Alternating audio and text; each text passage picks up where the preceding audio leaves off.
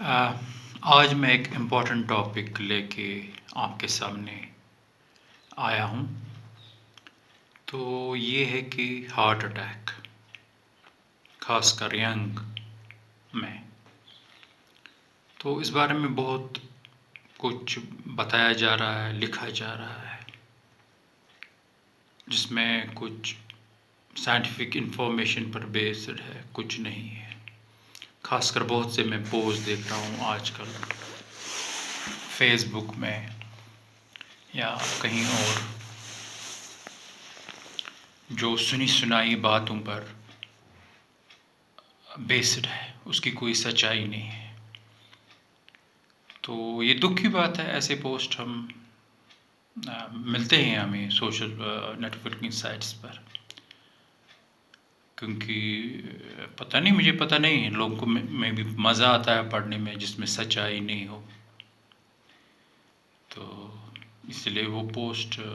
Like بھی ہوتے ہیں، شیئر بھی ہوتے ہیں۔ پتہ نہیں مجھے کیوں ایسا ہو رہا ہے۔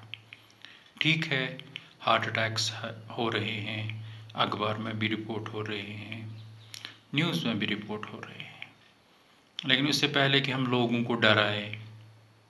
ان کو ہم وہم کا شکار بنائے، ان کو ہم پیشنٹ بنائے سٹریس کا، اس سے بہتر ہے کہ پہلے ہم پڑھ لیں کیا ریسرچ جو ابھی تک دنیا میں ہوا ہے یا کشمیر میں ہوا ہے اس کے بارے میں وہ کیا کہہ رہے ہیں، کیونکہ میں غلط نہیں کچھ کہنا چاہتا ہوں، تو اس لیے میں نے ایک پرنٹ آؤٹ نکالا ہے، تو اس میں کچھ ریزنز ہیں، بتائے گئے ہیں کہ کیا کیا وجہ رہے ہیں۔ اس میں ایک وجہ جو انہوں نے بتائی ہے کہ نشہ آور چیزوں کا استعمال، چاہے وہ کسی بھی قسم کا نشہ ہوتا ہے، اور یاد رکھنا چاہیے جب ڈرگ ابیوز ہم کہتے ہیں، کیونکہ میں ورڈ ڈرگ ایڈکشن نہیں یوز کرتا ہوں، مجھے لگتا ہے یہ توہین ہے ڈرگ ایڈکشن یوز ورڈ کرنا، کیونکہ ہم جس کو چاہتے ہیں کہ وہ ڈرگز چھوڑ دے، وہ ڈرگ ایڈکشن جب وہ لفظ سنیے گا یا اس کو ہم ڈرگ ایڈکٹ کہہ کے پکاریں گے، شاید اچھا نہیں لگے گا، جس طرح کسی کو اچھا نہیں لگتا ہے کہنا کہ ڈس ایبل ہے، ہم اس کو اسپیشل ایبلڈ کہتے ہیں یا کچھ اور لفظ استعمال، اس طرح ڈرگ ایڈکٹ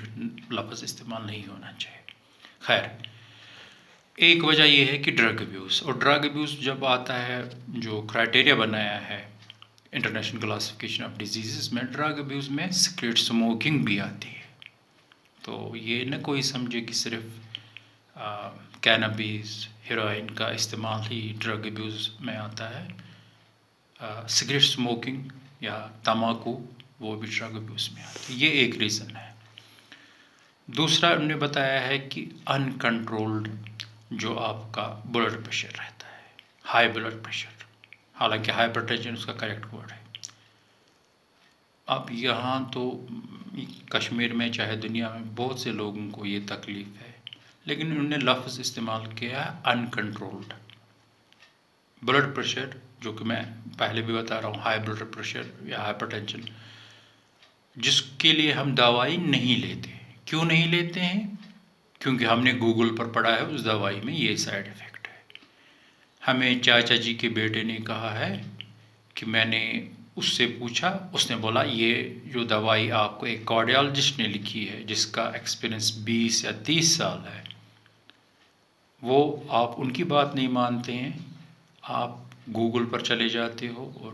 سائیڈ ایفیکٹس دیکھنے سے سٹارٹ کرتے ہو جو میڈیسن آپ لیتے ہیں ہائی بلڈ پریشر کے لیے۔ تو انکنٹرولڈ بلڈ پریشر یہ اس کی ایک وجہ ہے، بتائی گئی ہے،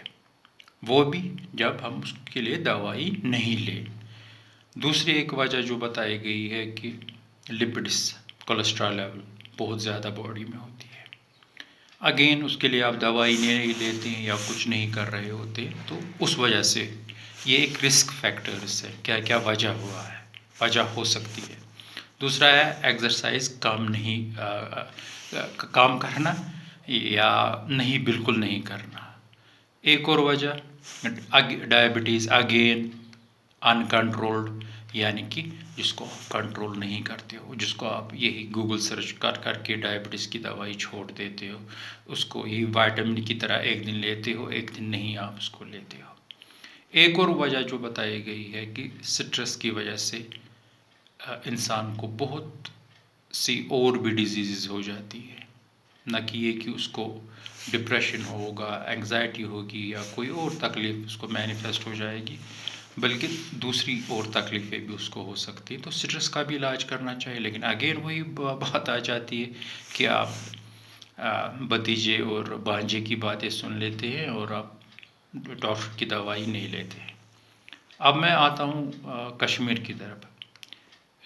ایک اسٹڈی کی تھی 2017 میں Bashir Kashmir institute of medical sciences, جس میں بتایا گیا ہے کہ 1 in 3 children in Kashmir is either over weight اور obese۔ 3 میں سے ایک بچہ موٹاپے کا شکار ہے یا اس کا ویٹ جو آئیڈیل ویٹ ہے وہ بہت زیادہ ہے۔ تو یہ اسٹڈی کی گئی تھی 9000 اسکول بچوں پر، ایج تھی ان کی 5 سے 15 تک، اور اس میں 34% بوائز تھے اور 38% گرلز تھی۔ تو یہ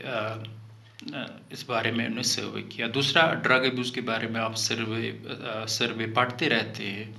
کہ کون کون سے ڈرگس یہاں استعمال ہوتے ہیں، کیا ہوتے ہیں، ایج گروپ کیا ہے، کتنے لوگ ہیں۔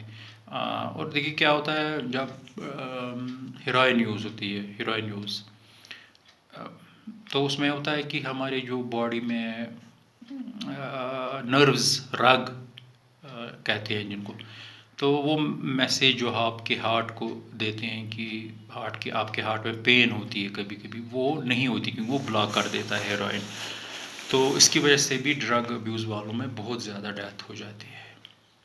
اس میں اور کچھ وجہ بھی ہے، لیکن یہ ایک بہت امپورٹنٹ وجہ ہے کہ پین میسیج جو ہماری باڈی میں نروز کو دینی ہے، ہارٹ کو، وہ نہیں آتی ہے ہیروئن وجہ سے۔ ڈائبٹیز کی میں نے بات کی، اگین میں یہی کہوں گا کہ دوائی لینی چاہیے، اور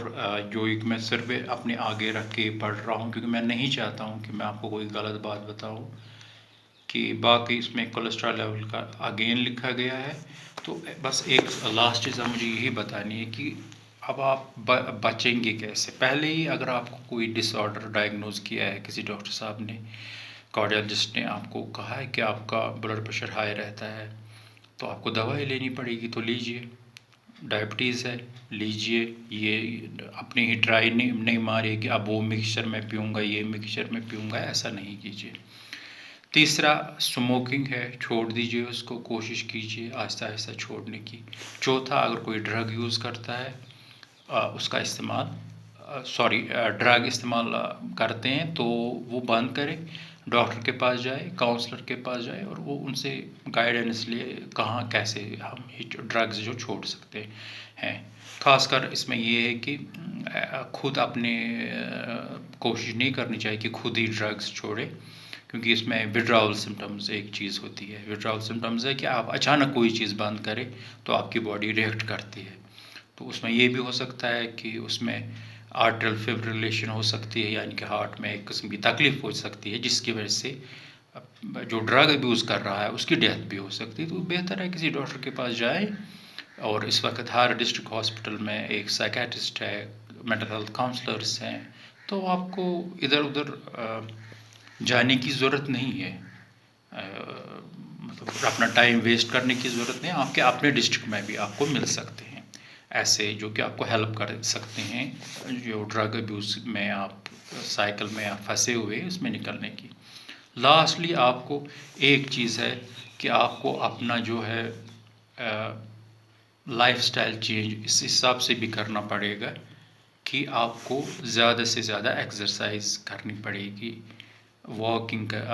کرنی پڑے گی۔ 5 منٹ 10 منٹ سے سٹارٹ کیجئے، 15 منٹ سے 20 منٹ سے سٹارٹ کیجئے۔ اگر آپ کہیں پبلک ٹرانسپورٹ یوز کرتے ہیں، ایک سٹاپ آپ پہلے اتر سکتے ہیں، ایک سٹاپ آپ پیدل جا سکتے ہیں، اگر آپ کی ہیلتھ الاؤ کرے۔ اور اس وقت کیونکہ کشمیر میں مائنس ٹیمپریچر ہوتا ہے کبھی کبھی، جیسے کہ کل تھا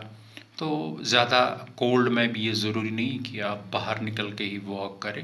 آپ گھر کے اندر بھی واک کر سکتے ہیں۔ ویسے بھی کشمیروں کے گھر جو ہوتے ہیں اس میں 10 کمرے کم سے کم ہوتے ہیں، جس میں کہ یوز کے 3 یا 4 ہوتے ہیں، باقی خالی پڑے ہی رہتے ہیں زیادہ تر ہوتے ہیں، تو آپ گھر میں بھی کر سکتے ہیں۔ تو اس ٹھنڈے موسم میں صبح سویرے نکلنا یا شام کو نکلنا وہ آپ کے لیے ٹھیک نہیں ہے، تو وہ ایوائڈ ہی ہمیں کرنا چاہیے، لیکن لائف سٹائل ایکٹیو رکھنا چاہیے۔ تو بس میں یہی کہنا چاہتا تھا، باقی اس بارے میں اگر آپ کو کوئی کلیریفیکیشن ہے ہارٹ اٹیکس کی، بہتر ہے کہ آپ کسی کارڈیالوجسٹ جو آپ کے نزدیک ہوگا اس سے پوچھیے۔ گوگل سرچ، انٹرنیٹ پر، فیس بک پر یا کسی اور بک پر اچھی بات نہیں ہے۔ فیس بک جو ہے وہ فیس بک ہی رہے گی، اور میڈیکل کی جو اصلی بکس ہیں وہ میڈیکل کی بکس ہی ہیں۔ تو ہمیں اپنے نزدیکی کارڈیالوجسٹ سے کنٹیکٹ کرنا چاہیے، یا جنرل فزیشین سے بھی آپ کنٹیکٹ کر سکتے ہو۔ اٹ از لاٹ بیٹر، جو کہ میں آپ کو سچے دل سے بھی کہہ رہا ہوں اور مذاق میں بھی کہتا ہوں کہ پوتے کو کہنا کہ ذرا انٹرنیٹ پر یہ دوائی دیکھیے ٹھیک ہے کہ نہیں ہے، تو ایسا نہیں کرنا چاہیے۔ دوائی کو ٹائم پر لینا چاہیے، اور مس لیڈنگ پوسٹز جو فیس بک پر ہیں یا کسی اور جگہ ہے تو ان پر زیادہ دھیان نہیں دینا چاہیے۔ خوشی خوشی زندگی بسر کرنی چاہیے، ڈاکٹر کے پاس جانا چاہیے اور اس کے بعد خوشی خوشی زندگی بسر کرنی چاہیے۔ تو مجھے امید ہے کہ آپ ان باتوں پر غور کریں گے اور دیکھیں گے، ایک کراس چیک کریں گے آپ اپنے کارڈیالوجسٹ کے پاس جا کے، کہ جو میں نے باتیں بتائی ہیں اس میں کتنی سچ ہے، کیا غلط تو نہیں میں کچھ بتا رہا ہوں۔ تو ہیئر از وشنگ یو، آپ سب کو میں چاہتا ہوں کہ آپ کا ایک ہیپی اور ہیلدی ہارٹ رہے۔